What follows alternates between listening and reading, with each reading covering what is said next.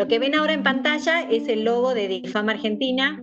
Es una asociación civil sin fines de lucro que se armó en el año 2013 y el grupo de gente que lo armamos éramos profesionales y padres que teníamos algún tipo de relación con la dislexia, llámese hijo, paciente, hermano, marido. En el caso nuestro, yo soy docente, mi marido es pediatra y nosotros tenemos un hijo, creo que tenemos dos, pero uno con un diagnóstico bien certero de dislexia. Y el nombre de la asociación fue dado por DIFAM en España, que se fundó hace más de 20 años en Palma de Mallorca. Nosotros nos pusimos en contacto con ellos porque nos parecía que trabajaban en la misma sintonía que nosotros y ellos nos dieron el nombre DIFAM, que es Dislexia y Familia. Nosotros desde la asociación estamos convencidos que todos nacimos para ser felices y no perfectos. Lo que nosotros veíamos en el momento de formar la asociación es que a nuestros chicos con dificultades específicas de aprendizaje se les pedía en un sistema educativo la suerte de perfección en la cual como que no encajaban, ¿no? En ese momento, cada uno de los que formamos DIFAM Argentina lo hicimos por el miembro familiar que conocíamos, pero hoy ya lo hacemos por todos porque nos dimos cuenta que la Argentina tenía un gran bache en este sentido. En mi caso particular, yo ejercía la docencia desde que tengo, creo que 18 años que trabajo en colegio. Hice el profesorado y nadie me habló de las implicancias que podía tener una dificultad específica de aprendizaje dentro del aula. Y lamentablemente las docentes es como que nos vamos haciendo con el paso del tiempo, pero siempre uno, y ahora con el diario del lunes yo me planteo cuántos chicos sin querer habré lastimado por no haberlos ayudado a llegar a un diagnóstico certero y que realmente hayan tenido una escolaridad tumultuosa o sufriente como tuvo mi hijo, ¿no? Entonces es un planteo que por ahí desde la docencia nos deberíamos hacer, no todo el mundo se lo hace, pero nos deberíamos hacer justamente porque nuestro trabajo es en vivo y en directo con personas, ¿no? No es que nosotros a veces decimos, bueno, que hay docentes que deberían dedicarse a otra cosa porque no se dan cuenta el daño que en el ejercicio de la docencia le hacen a los chicos que están en formación, ¿no? Se me fue una, espera. ¿Qué son las DEA? Las DEA son las dificultades específicas del aprendizaje. La más común, casi el 80% de las DEA son dislexia, que ahora les voy a dar la definición, pero en general vienen con comorbilidades, o sea, es raro encontrar un chiquito que solo tenga dislexia o solo tenga discalculia, sino que en general hacen como un combo de estas dificultades, más el tema atencional, que siempre está atravesado, a veces no como, digamos, muchas veces se piensa que la atención es primordial, pero no, sino que está dañado por la misma dificultad que tiene específica de aprendizaje, ¿no? La mayoría de estos chicos están sin diagnosticar. O sea, nosotros desde la asociación creemos que es muy importante que tengamos como esta mirada que vaya a hilar más fino y poder ver que este chico que está fracasando le está pasando algo. Muchas veces la primera derivación que se hace en las escuelas es directamente a la punta del iceberg, decimos nosotros, a toda la parte emocional o las dificultades que tienen los chicos. Bueno, si la mamá trabaja mucho, la mamá trabaja poco, los papás se separaron o nació el hermanito. Y a veces estos chicos, digamos, la dificultad primordial está en una dificultad específica de aprendizaje y no están pudiendo aprender debido a esta dificultad. Todo lo demás viene a acompañar esta dificultad que tienen, porque a ningún chico la vida le es lineal. A todos hemos tenido hermanos, o por ahí los papás se han separado, o la abuela ha muerto, o el perro.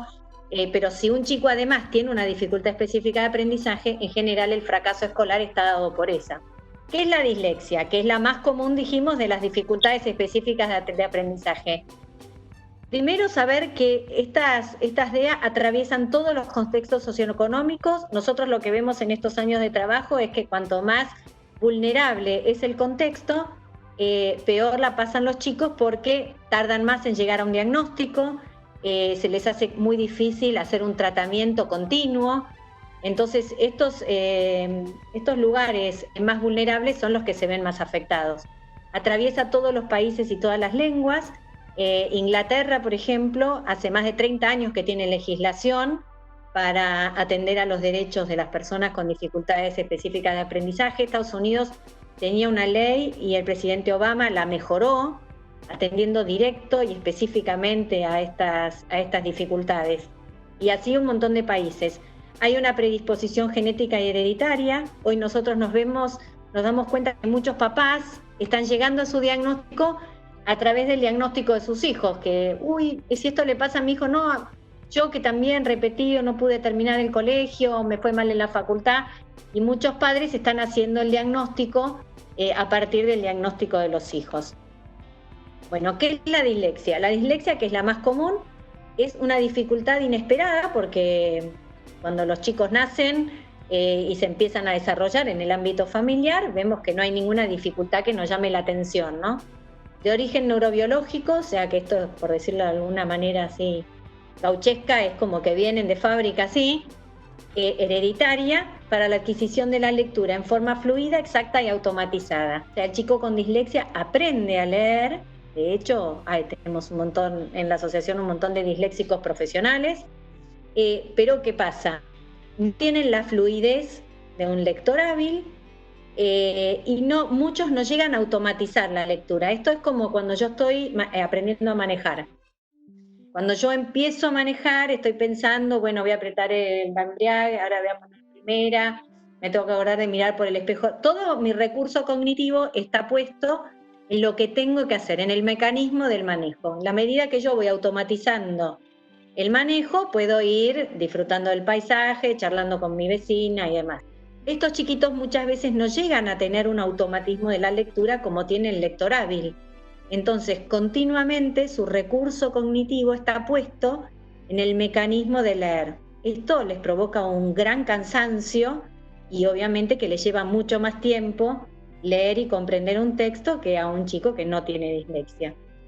La dislexia y las dificultades específicas de aprendizaje se dan en niños sanos, o sea, que no tienen una enfermedad previa que pueda afectar su inteligencia o demás, que han sido debidamente estimulados. O sea, si yo voy a una tribu de indígenas que nadie les enseñó a leer, no puedo decir que en esa tribu son disléxicos hasta que yo no los estimule, los someta al aprendizaje, y probablemente tenga un porcentaje o no. Y como dijimos antes, las capacidades necesarias para adquirir, tenga las capacidades para un lector. La aula dice que es la principal causa de fracaso escolar en estos momentos. Y con muy poco de a estos chicos, acompañar el proceso de enseñanza y aprendizaje. No es una patología, no es una discapacidad, no es un problema psicológico, o sea, no se va a pasar con el tiempo, ni es disléxico porque en estos momentos se le separan los padres, ¿no? Sí, estas cosas vienen a influir, obviamente, en su proceso de aprendizaje, pero no es un problema psicológico, no es madurativo, no se le va a pasar con el tiempo.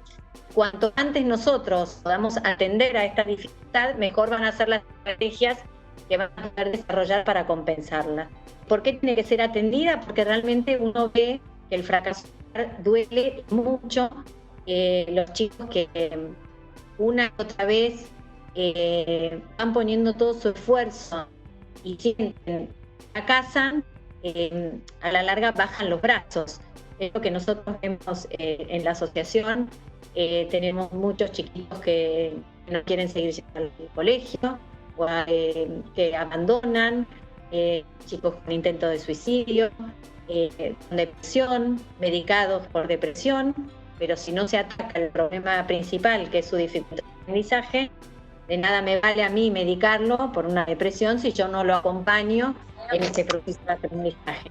Entonces, lo que tengo que hacer es justamente intentar acompañarlos y ayudarlos con las estrategias que ahora vamos a ver para que tengan un mejor aprendizaje.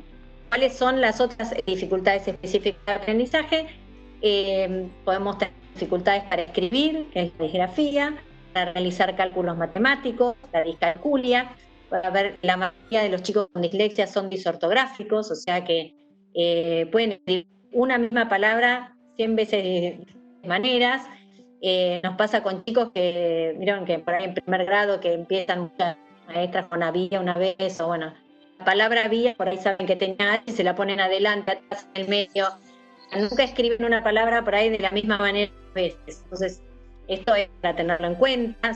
En España dicen que son sordos a los acentos, que nunca van a poner un acento. Y bueno, y en general, como les decía antes, no viene solo, sino que viene acompañado de estas otras dificultades, ¿no? Más lo atencional.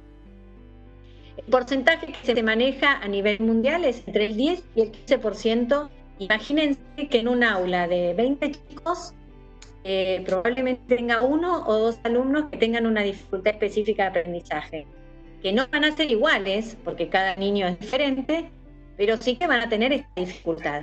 Y teniendo en cuenta que la mayoría no están con un buen diagnóstico, bueno, van a ser estos chiquitos que van a estar fracasando y no vamos a saber qué les está pasando, ¿no? Pero a veces yo no puedo acompañar aquello que no conozco. Entonces es bueno que nos formemos, las maestras, los docentes universitarios, primarios o inicial, en este sentido, para poder detectarlo, hacer un buen consejo a los padres de derivación y el tratamiento en el aula que estos chicos se merecen. Ayer estuve leyendo cuál era la estadística actual, ahora no está todavía. Se dice que 1 de cada 100, 79 en los niños es celíaco, ¿no? Pasa con la celiaquía lo mismo que pasa con las dificultades específicas de aprendizaje. Ayer leía un artículo que recién ahora se están empezando a hacer más diagnósticos, porque mucha gente era celíaca y no sabía, y pasa lo mismo que con la dislexia. Muchos papás se dan cuenta que pasaba a ellos porque tienen un hijo con diagnóstico de celiaquía. Ahora, yo en el aula tengo un chiquito con 1 cada 100, ¿no? O cada 79, pongamos, ¿no? Yo tengo en el colegio, en la escuela o en el aula un chico con celiaquía, todo el mundo lo sabe. Me avisan a mí, le avisan a la portera, al kiosco, los compañeros saben, los papás de los compañeros, para que, bueno, si va el cumpleaños, que no hacerle con harina, etcétera. Ahora, 1 de cada 10 tiene una dificultad específica de aprendizaje, 1 de cada 10. Y por ahí tenemos esa como reticencia, y bueno, mejor no lo digamos, y si lo digo en el colegio, que me van a tomar, o el colegio dice, bueno, pero mejor no le digamos a los compañeros, o bueno, no, la verdad es que hoy se sabe que es mejor ponerle nombre a las cosas que nos pasan, para poder actuar en consecuencia, con un buen tratamiento y un buen acompañamiento que debe hacerse en el aula, ¿no? Entonces, siempre esta estadística me llamó mucho la atención, porque digo, algo que es 1 de cada 100 está tan en boga, y 1 de cada 10 y no queremos decir nada. Bueno, para repensarlo, ¿no? Bueno, yo les presento acá a mi disléxico, justo recién se fue, así que podemos hablar tranquilos. Bueno, esta figura humana que ustedes ven en la pantalla, es cuando él llega a su segundo intento diagnóstico, porque acá hay una serie que en general todos los papás nos ha pasado. Tenemos un mal diagnóstico hecho, o el profesional que elegimos primero nos la pega en la tecla. Bueno, él llega a este segundo diagnóstico recién pasados mediados de segundo grado, o sea que él ya venía. Yo cuento un poco la historia de Santi porque se ve reflejada la historia de muchos chicos, ¿no? Ya es si queremos, llega a un tratamiento bastante tardío, porque él ya vino todo jardín de infantes, todo inicial, y sala de 5, padeciendo no llegar en tiempo y forma con sus compañeros al sonido de las letras, a la representación que tienen las letras, a escribir su nombre. En el caso de Santiago tenía dificultades en la articulación del lenguaje e incluso en el lenguaje, pero la fonoaudióloga que comenzó a atenderlo lo atendió solo por la articulación y nunca por la construcción del lenguaje, y nunca nos anticipó una posible dificultad de aprendizaje. Esta figura humana que él hace, fíjense que en la cabeza él tiene los ojos y después tiene un montón como de dibujitos, y él infiere que esos son los agujeros por donde se le escapan las ideas, ¿no? Esto es, por eso, mediados de segundo grado. todo primer grado, él no quiso ir a los cumpleaños de los compañeros. Iba llorando de la mano, me hacía quedar a mí en los cumpleaños, porque todo lo que tiene relación con el fracaso escolar directamente interfiere sobre el resto de su vida, porque mientras los chicos están en casa, para las mamás o los papás, y son los más lindos, los más buenos, vienen las abuelas, los mejores. Ahora, la primera representación o la primera imagen que ellos se forman en el afuera es su relación con el colegio. Y si en la escuela continuamente es, bueno, desprolijo, no terminaste, está incompleto, te salteaste letras, te comiste una letra, escribiste mal mamá, toda esta devolución que es negativa, a la larga va haciendo mella en la construcción de su personalidad. Así que todo primer grado, él sufrió mucho, es un chico hipersociable ahora, él ahora está cursando Derecho, les cuento para que vean que la historia tiene final feliz. Entre medio, él tuvo cambio de colegio, en el secundario tuvo que hacer un cambio de colegio porque el colegio no lo quiso acompañar, teniendo diagnóstico, un profesional que lo atendía, padres más que presentes. Bueno, secundario él tuvo que cambiar con todo lo que implica para un chico en plena adolescencia, donde su lugar de contención es un poco el colegio, y sus mismos compañeros eran los que hacían deporte, y bueno, tuvo que cambiarse de colegio. Yo cuando hice el cambio con Santiago, llamé a 15 colegios, escuela, colegio, me fui a Capital Federal, nosotros vivimos en zona norte. Nadie lo quería anotar porque era un chico que venía disruptivo, con un carácter que hoy por hoy es el motor de su vida, pero el colegio eso molesta. Se llevaba hasta las baldosas del recreo, tiene una dislexia muy severa, muy severa. O sea, él hoy por hoy, estudiando en la universidad, todavía lee muy lento y continuamente decodifica, que ahora vamos a hacer un ejercicio para ver lo que esto implica como cansancio cerebral. Así que yo llamé a más de 15 colegios, nadie lo quería tomar. En la escuela donde lo tomaron, yo averigué quién era la directora y le pedí a la hermana que intercediera y nos tomaron, pero porque fuimos nosotros más o menos que llorando pidiendo la vacante, porque realmente en donde él estaba ya no se podía quedar, porque estaba sufriendo él y a la larga haciendo sufrir a todos los demás, ¿no? Entonces, esto que le pasó a Santiago le pasa a muchos chicos que tienen cambio de colegio, repitencias y abandono. Bueno, él hoy está cursando entre segundo y tercer año de Derecho y está trabajando en un juzgado federal. Ahora no está trabajando, ahora está descansando, pero está trabajando en un juzgado federal. Así que se puede. El tema es que en el camino no los lastimemos, ¿no? Fíjense esto, este es Jackie Stewart, que fue campeón automovilístico. Miren lo que dice él. Ustedes jamás entenderán lo que se siente siendo disléxico. Da igual el tiempo que lleven trabajando en este campo. Da igual si sus hijos son disléxicos. Jamás entenderán lo que es ser humillado durante toda la infancia y que todos los días te enseñan a creer que nunca llegarás a nada, ¿no? Es terrible porque él un poco lo que dice es que solamente el que lo pasa es el que realmente siente el dolor que padecen todos los días, ¿no?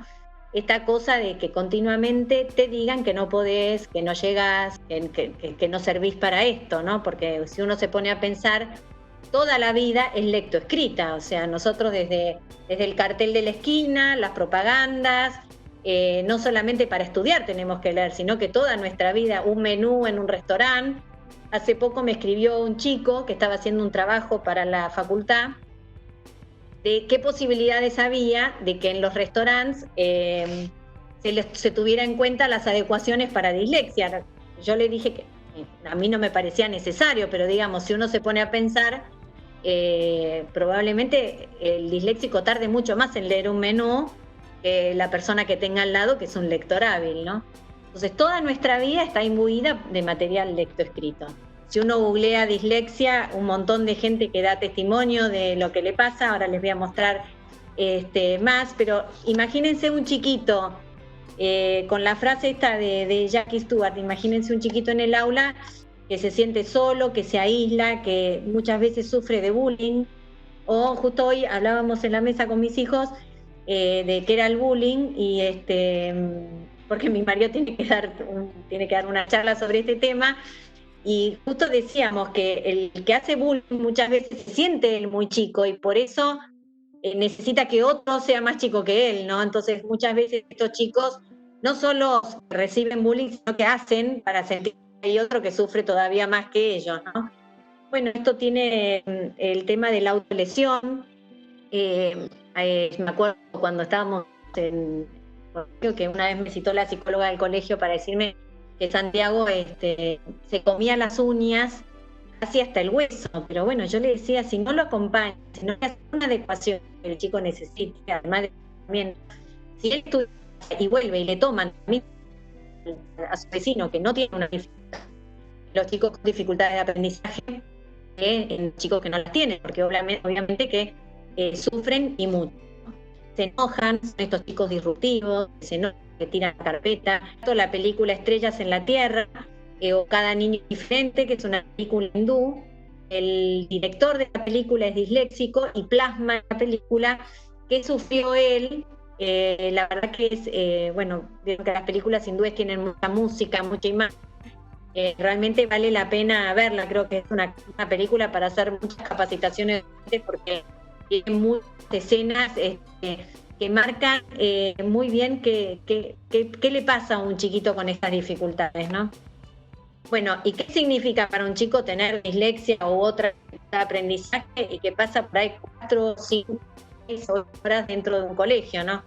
¿Cómo sienten cuáles son sus mayores dificultades? ¿Aprender en igualdad de condiciones? Yo no sé lo que le está pasando. Como muchos disléxicos infieren que leen, o sea, que les mueven las letras, que no pueden mantener la lectura dentro del renglón, que se les mezclan, que bailan. Imagínense tener que leer todo un libro o todo un texto de biología sintiendo que continuamente las letras están bailando o se mueven. Muy difícil. Por ahí si las palabras son conocidas me resulta más fácil, pero en un texto con palabras nuevas, con palabras difíciles, con palabras que no son de uso común, me costaría a mí, imagínense, al que ya tiene en la construcción de su cabeza una dificultad. Ustedes si se les aparece de golpe la palabra árbol, no la decodifican. Al ser una palabra conocida, ya su cerebro la toma y la dice. Esto le pasa a los chiquitos que tienen dislexia continuamente. Tienen que ir a decodificar como si fuera un texto en otro idioma. ¿Y esto cómo nos hace sentir? Y en general, cansados, porque tardamos más. Esto dicen los chicos, que se esfuerzan y no tienen buenos resultados. O sea, imagínense que un chiquito con una dificultad de aprendizaje tarda 3 veces más de tiempo y 5 veces más de energía cerebral que un chico sin dificultades para resolver las dificultades en el colegio, para leer un texto, para hacer cálculos matemáticos. Entonces, si yo consumo 5 veces más de mi energía cerebral, es lógico que me canse, me duerma, me tire sobre el banco, me agote, baje los brazos. Por ahí pasan horas haciendo tarea y esas tareas no tienen el fruto porque llegan a casa y digan, bueno, pero qué fea letra, o está desprolijo, y no te fijaste que acá hay muchos errores de ortografía. O sea, la devolución que continuamente tienen estos chicos es negativa y nunca acompaña el esfuerzo que ellos pusieron. Muchos de estos chicos nos dicen que pasan vergüenza, porque por ahí nos pasa ahora en la pandemia, que hicimos todo un estudio de, bueno, cómo se estaba trabajando con las adecuaciones, que nos han escrito chicos que, bueno, peor, porque me hacen leer en voz alta en el Zoom.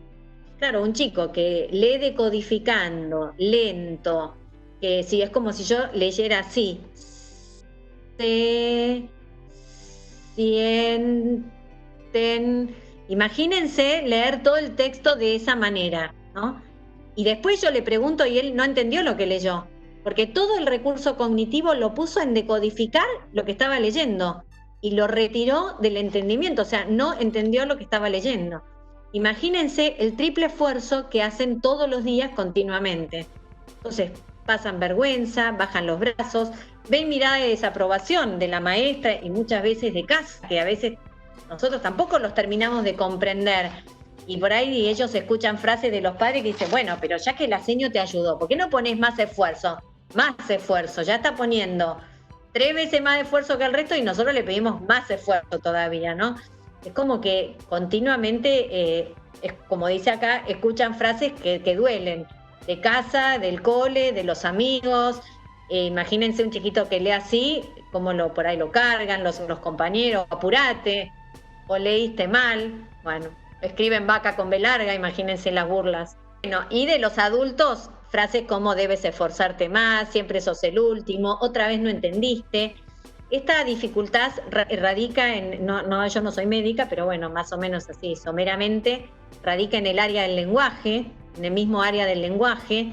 Entonces se ve afectada la palabra leída, en el caso de la dislexia, pero también la palabra oral. O sea, si yo hablo muy rápido, el chico con dificultad de aprendizaje probablemente no pueda entender todo lo que estoy diciendo, tenga que volver a repetírselo, porque es el área del lenguaje la que está, como por decirlo, mi marido lo explica como si las neuronas vieron en el momento de la gestación, que las neuronas están ocupando sus lugares, las neuronas del área del lenguaje de las personas con dislexia están desordenadas, entonces tienen que establecer nuevas conexiones para poder ponerle sonido a las letras y después un dibujo y empezar a leer, ¿no? Porque de esto se trata. Ya de por sí el mecanismo de la lectura uno cree que es muy sencillo, pero es un mecanismo donde el cerebro tiene que efectuar muchas conexiones y un gran esfuerzo. En un cerebro que además está como desconectado y tiene que conectar diferente, el esfuerzo es triple, ¿no? La verdad que es súper interesante el tema de la lectura, porque acá durante muchos años no enseñamos a leer. Hoy se sabe que el cerebro hay que enseñarle a leer. El que tiene un lápiz en la mano, haga este ejercicio. Si son derechos, tomen el lápiz con la mano izquierda. Y si son zurdos, el lápiz con la mano derecha, o sea, con la mano que no son hábiles. Y les voy a dictar unas frases. Estamos reunidos hoy con Disfam Argentina. Escriban en cursiva, por favor, y mantengan el renglón. Aprendiendo y conociendo qué implica. No, es impresionante, voy por la tercera palabra nada más. Bueno, este es un ejercicio para ver qué siente un chico que, por ejemplo, tiene disgrafía, ¿no? Que no es hábil para hacer grafismos. Y si yo les dijera a ustedes que miren su texto y lean o estudien de eso que escribieron, les costaría muchísimo, porque probablemente se hayan salteado palabras, la letra sea fea y no se entiendan. Entonces, imagínense cuando nosotros le estamos pidiendo a un chico que no es hábil para realizar esto, que además estudie de sus propios apuntes.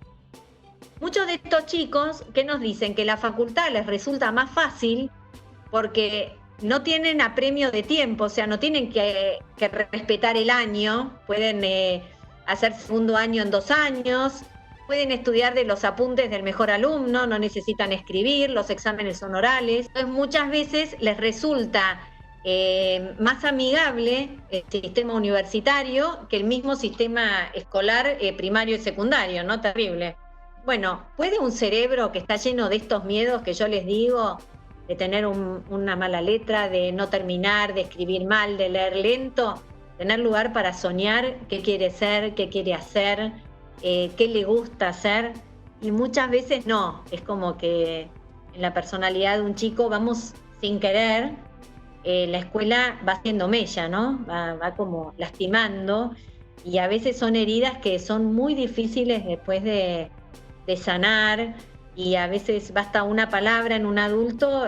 Nos ha pasado de adultos que han venido a la asociación que se han puesto a llorar recordando su escolaridad primaria, a ciertas maestras, o que es terrible, porque no sé, yo siempre digo que yo elegí esta profesión porque soy una apasionada de la educación, me encanta, amo lo que hago, y la verdad es que me duele muchísimo pensar que lastimé a algún alumno por no saber lo que le estaba pasando. No siempre hago la misma historia, que tengo una alumna que recuerdo, que debe tener más de probablemente 40 años ahora,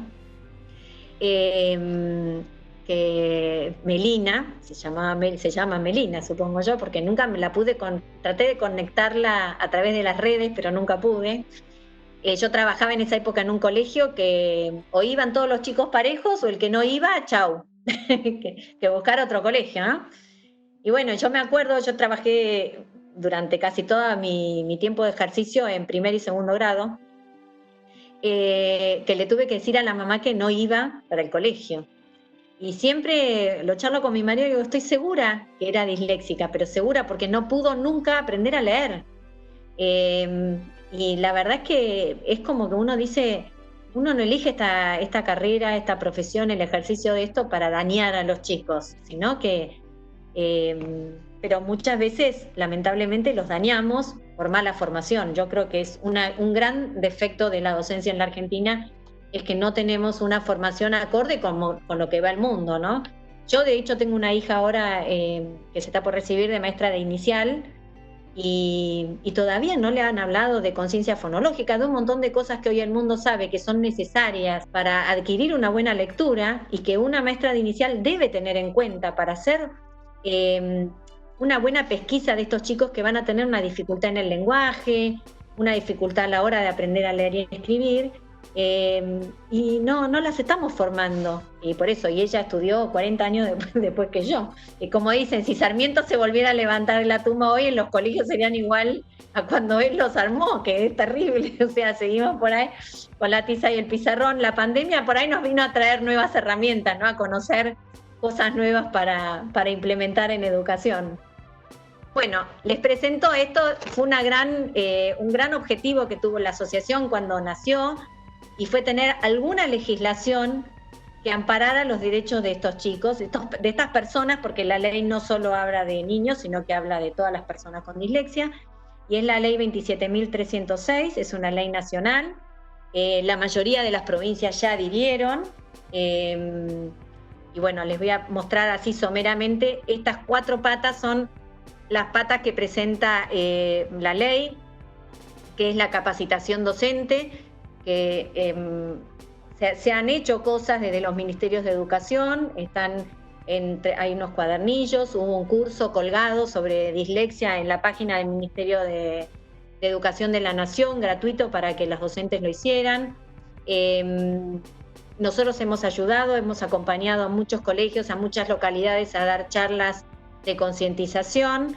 Y bueno, y hoy por hoy esta herramienta maravillosa que es el Internet, la computadora, tenemos un montón de capacitaciones que ya entran a casa directamente, ¿no?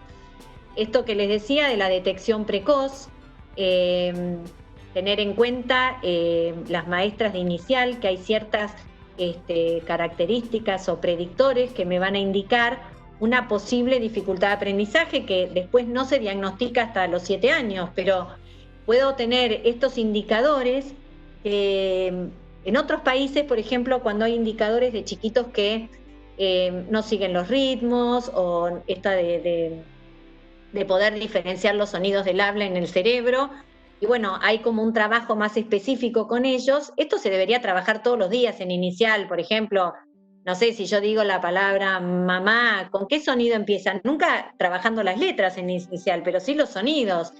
El sonido ¿en qué otra palabra? O cuando está en el medio, cuando está atrás. O sea, esto es ejercitación que todos los días 10 minutos por ahí deberíamos hacer, porque es un buen, digamos, es un buen, como un buen sustento para después adquirir la lectura, ¿no? Bueno, las adecuaciones, que son adecuaciones de acceso y de forma, no de contenido, que se deben hacer tanto en la escuela primaria, secundaria, y incluso está contemplado la universidad o los terciarios. Y en salud, la cobertura de los diagnósticos y tratamiento en el plan médico obligatorio. Que esto es algo nuevo, que llevará un tiempo ver que todas las obras sociales puedan tener los profesionales idóneos, pero digamos, ya nosotros estamos viendo que hay una movida grande de parte de las obras sociales de empezar a hacer los diagnósticos y a bancar los tratamientos, ¿no? Esto de la detección precoz y las adecuaciones atañe directamente a la escuela, porque una mamá no tiene por qué saber de dificultades específicas de aprendizaje, porque no estudió eso. Yo, que soy maestra, no sabía, me tuve que formar a través de mi hijo, lamentablemente. Pero digamos, nosotras, las que ejercemos la docencia, tenemos como, entre comillas, la obligación de estar atento a esto que hoy se sabe que existe y que ya hay una ley que ampara los derechos de los chicos, ¿no? Entonces tenemos que ir a buscar esta formación. Este es un autor que es muy interesante porque habla de la adquisición de la lectura y demás, y que él dice que justamente una detección precoz, temprana, evita todos los sufrimientos posteriores, porque hace que empecemos a trabajar antes, que el chico llegue antes a un diagnóstico efectivo, que pueda hacer un tratamiento que lo acompañe, que podamos llegar a la escuela a hacer las adecuaciones antes, que deben sostenerse a lo largo de toda la escolaridad, porque el chiquito va a seguir siendo disléxico, pero bueno, va a poder adquirir mejores estrategias cuanto más temprano sea el diagnóstico, ¿no? El diseño de estrategias y adecuaciones en el aula están escritas en la ley, en el artículo 6º. Justamente lo que se hizo fue especificar las adecuaciones básicas. O sea, esto es menos que esto, no. Siempre más pensando que cada alumno es diferente. En el caso de Santiago es un disléxico súper severo.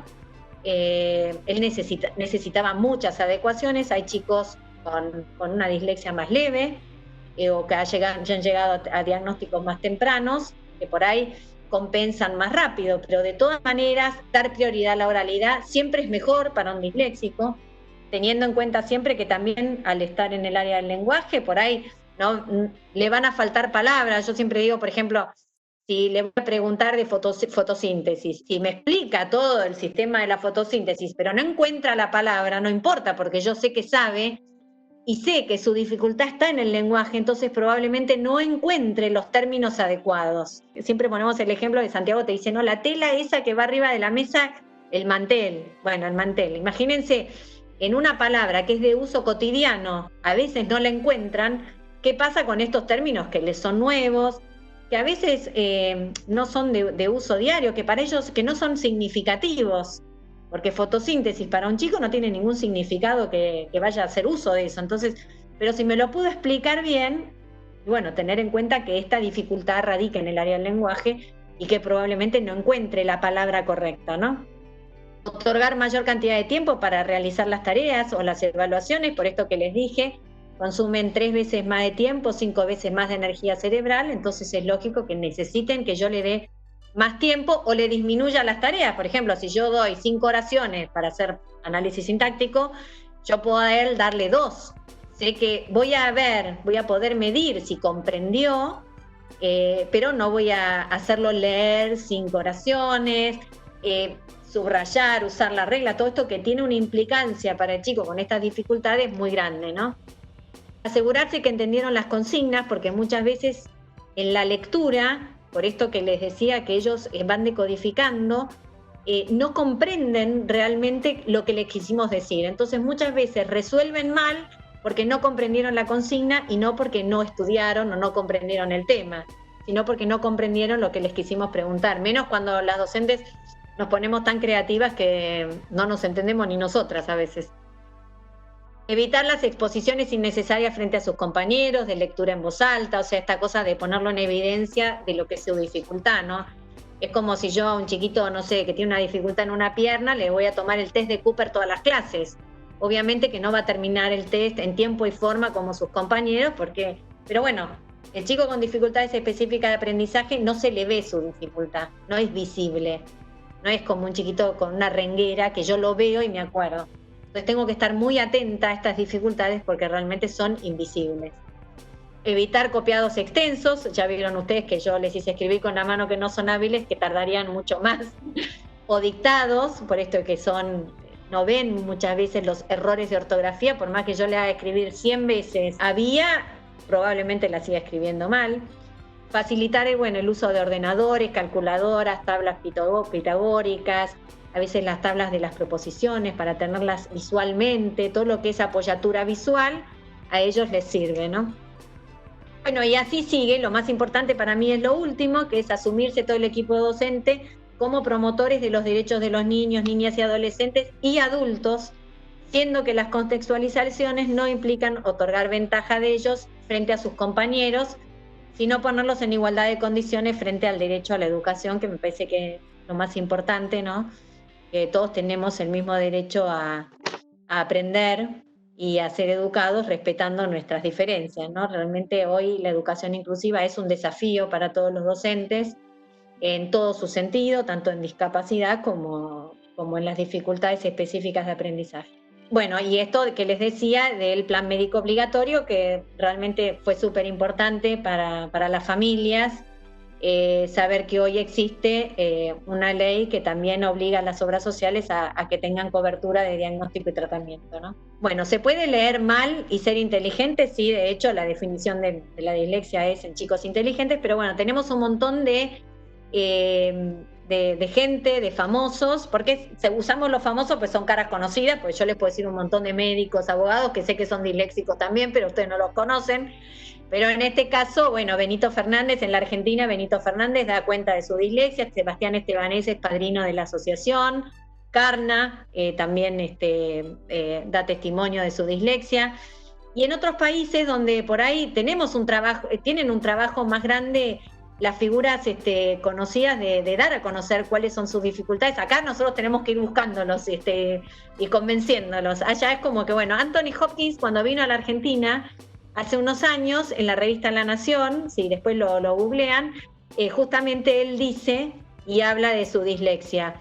Por acá abajo está Richard Branson, que es el dueño de Virgin. Él también da cuenta de su dislexia y él tiene en Inglaterra también una fundación donde ayuda a las familias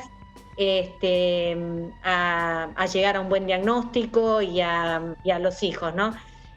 ¿Por qué vemos muchas figuras, actores, actrices, deportistas? Esto no quiere decir que solamente los disléxicos puedan ser actores, actrices o deportistas, sino que en general, como han fallado, su pata flaca está en la parte lectiva, han desarrollado su parte creativa. Y aparte el área del lenguaje está en el lado izquierdo del cerebro, que es la parte justamente, entonces desarrollan más la derecha, que es la creativa, la impulsiva, la desordenada, bueno. Pero en realidad la idea nuestra como asociación es que las personas con dislexia puedan ser lo que ellas quieran y no que opten por ser actores porque les fue mal en el colegio, sino que si quieren ser ingenieros lo sean, si quieren ser abogados lo sean, si quieren ser maestras lo sean, y encuentren las herramientas y las estrategias para poder compensar su déficit o para que la sociedad sepa de qué se trata. Y hay una maestra que se nos acercó a la asociación una vez y ella contaba que ella es disléxica y que cuando empieza el ciclo lectivo siempre le cuenta a sus alumnos para que si ella comete algún error de ortografía sin darse cuenta, los alumnos las ayuden. Pero bueno, para eso tenemos que hacer un camino de saber que tener una dificultad no es un terrible, sino que es algo con lo cual nosotros vamos a vivir y está bueno que el resto de la gente lo sepa. Esto nosotros lo decimos mucho en los colegios, que está bueno dar como clases especiales a los alumnos, contándoles qué son las dificultades específicas de aprendizaje, contándoles que hay chicos que necesitan estas adecuaciones, que no es una ventaja, sino que es una herramienta más para que tengan un buen aprendizaje, que esto está bueno, que en los colegios se empiece a implementar, que se hable de estos temas. Yo me acuerdo, yo tengo mis hijos son adoptivos y me acuerdo que hace años, cuando yo era chica, nadie sabía, el chico nunca sabía, se sabía todo el barrio, menos el chiquito. Hoy se sabe que un chiquito adoptivo, desde chico le tenemos que contar su historia, mostrar fotos, para que él vaya construyendo, ¿no?, su propia identidad y su propia historia. Entonces, hoy no hay que tenerle miedo a las palabras, no hay que tenerle miedo a los diagnósticos, porque no son una etiqueta, sino que son la base sobre la cual vamos a trabajar para ayudar a este chico a adquirir mejores estrategias, ¿no?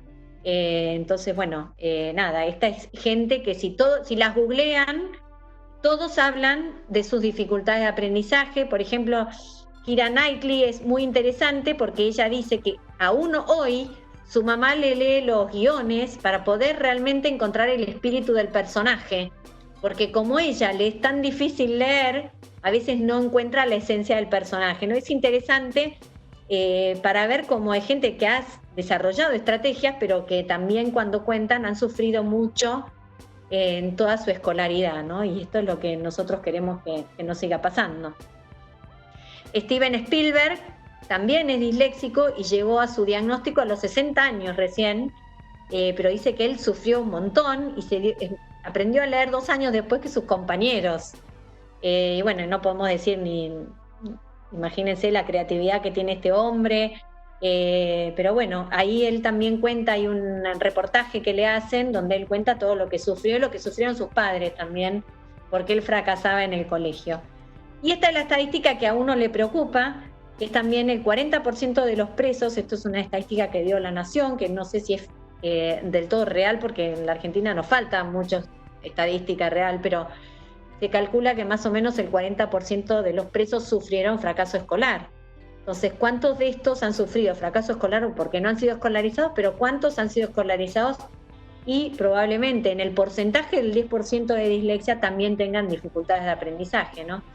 Y bueno, realmente los chicos cuando fracasan bajan los brazos, abandonan, y por ahí es más fácil que seguir probando estudiar, agarrar la calle, ¿no? Entonces, estas son las estadísticas que como sociedad nos tienen que preocupar y movilizar a hacer un cambio, ¿no? Y les quería hacer referencia a que lean, porque no se los voy a leer ahora, saqué el slide para que lo lean de tarea, el cuento de Bucay del elefantito.